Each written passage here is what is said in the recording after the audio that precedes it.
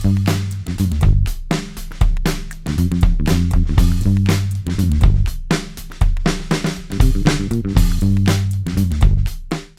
and welcome to Unplanned, the show about cities and how they work. Today, we have the pleasure of talking to Eric Graham, the founder and CEO of CrowdComfort.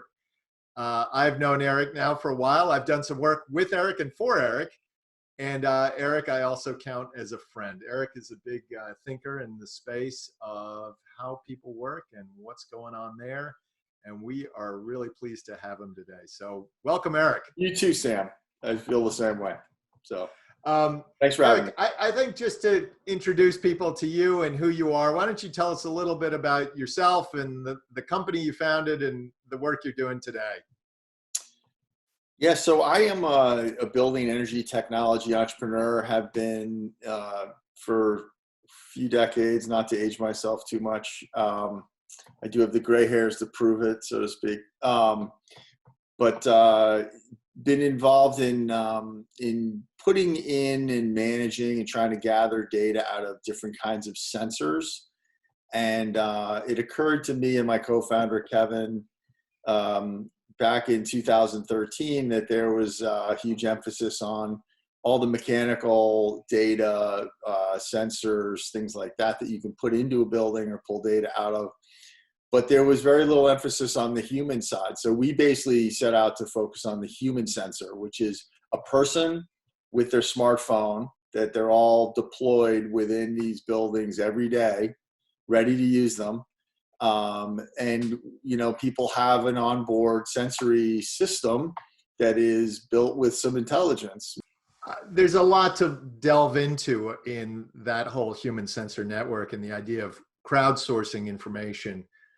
But I'm also, part of the impetus for Unplanned was that we're going through this unprecedented time right now with COVID-19.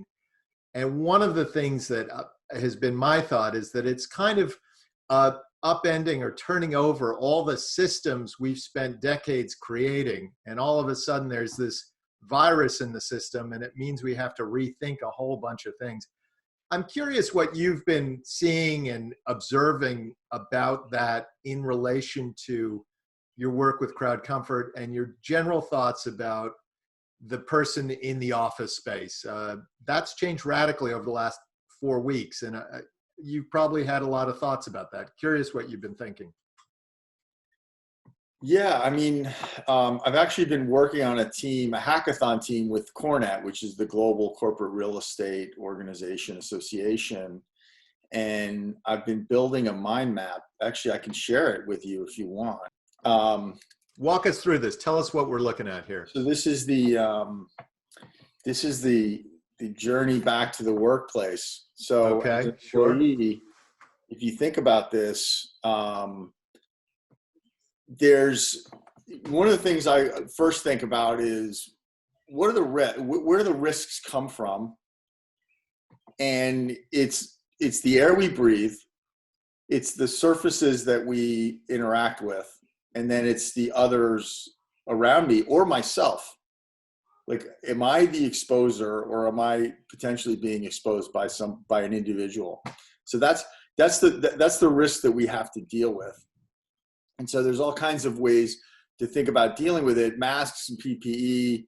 Masks, I think, are step number one. You know, this is probably going to be required equipment for a little while in the workplace. In the office space, you're saying? I think, yes, I think so. But I think different companies will have different policies around how to deal with this. You know, hand sanitizers should be, you know, everywhere. So people will be using them prolifically. Right.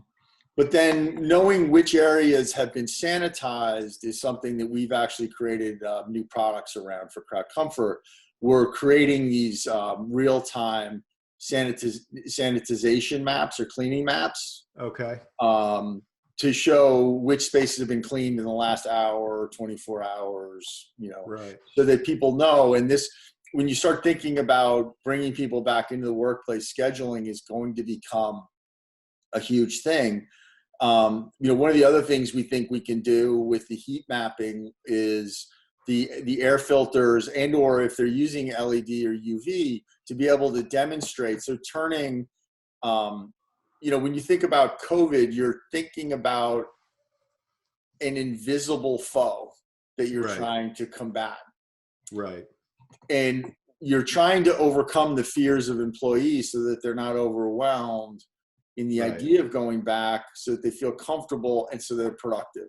The rest of the journey back to the workplace is, number one, a huge challenge is if you're on public transportation on your commute, then you have all kinds of other concerns. I'm curious as we go through this, what your thoughts are about the shared workspace. Over the last 5 years, say, or 10, shared workspaces have become the rage, right? They're kind of the thing. COVID probably puts a different angle on that. I'm curious what your take is on that. From a corporate perspective, I think that the workplace, all of this, and there's been an evolution over the last 10 years or so where we've been able to disconnect our workplace. Sorry, my phone is ringing over here. Oh yeah. Been able to disconnect our workplace from the things we need, because laptops, mobile devices give us the ability to kind of have all our information at our fingertips wherever we are. So we no longer need paper filing cabinets. You don't need to actually be in a workplace to be productive yourself, or to know that others that work for you are being productive. So then it really raised the question of, like, what is the meaning of the workplace in the first place? And companies are trying to attract talent and then trying to build that culture. Peter Drucker said, culture eats strategy for breakfast, right? The importance of culture is paramount to the corporate competitiveness of the enterprise. Right. And so it's part of building that culture, but you don't necessarily need people sitting in that particular space in order to build that culture, but you want to create the environment for that culture to happen. But I think over time, what's going to happen is, and it's what I call the effect of Graham's law, which is basically Moore's law says that, there's been a doubling of the amount of transistors you can place on a circuit chip every 12 to 24 months, and that's been going on for about 3 decades now. There's also been this correlation to the amount of people assigned to a workspace per square foot that has been, you've been able to place more and more people per square foot into a building, into a workplace. And that trend, I think, is going to continue. And what the Graham's law, or maybe more of a theory, is that there's a direct correlation between the number of transistors you can put on a circuit chip and the number of people you can put in a square foot of real estate. I'm curious, going at it from a slightly different angle. You and your company, I know, are, because I've seen it myself, are in communication with corporate CEOs, heads of real estate, and it's both your client, but it's also the people you're talking to constantly. What are you hearing from them? What's your perception of what they're experiencing right now? Because I know you've spent a lot of time thinking about how they think about their spaces and what they're doing and frankly not doing sometimes. I think everyone is really just trying to grapple with, like, what is the new normal going to be for my corporation, for my buildings that I'm managing, my workspaces, my employees. It's evolving very quickly, because just a couple of weeks ago we were part of this, like, the shutdown. We were shutting things down, and it's like, what's being shut down first? Well, sporting events and big gatherings, that was being shut down first. Then it was like slowly down to everything shut down, schools and everything we do. Now it's like, okay, it looks like we've gotten a handle on the spread. Now we're thinking about a controlled reopening, and everyone's trying to grapple with they just got over the sort of the shutting down of buildings. Now it's like, okay, they're starting to think about the opening, and how do they do that? What are the various technologies? What are the various, there's a rethinking of everything. What's one thing, maybe more on a personal level, that you've taken away from this experience so far? I mean, what's one thing you've learned from this whole last few weeks and months? Yeah, in a lot of ways, I've enjoyed the slowdown of everything. I have kids who are, one's a teenager, one's 12, and they're very into sports and things like that. And we're constantly running around doing all these different things. And it's been, in some ways, it's been nice to slow down for a little while and just be with the family and being closer and having to be connected to each other throughout this process. It's been a little bit eye-opening for me on that point.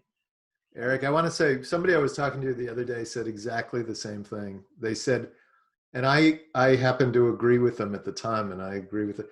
How nice it is to kind of get off of the gerbil wheel and just have a minute, where you don't feel like you have to rush off to this or do that, and you get some time to, read a book or work on a project at home or whatever. Yeah. Yeah. Kind of a nice thing. I know you run a company. Where can people find out more about your company and the work you're doing in your day? You can go to crowdcomfort.com or shoot me an email, Eric, ERIC, @crowdcomfort.com. Eric, I want to thank you for taking some time to talk to Unplanned. We appreciate it. And we're really happy to see you. And I hope everybody's doing well and healthy and safe. You too. Be safe out there, and more importantly, be comfortable.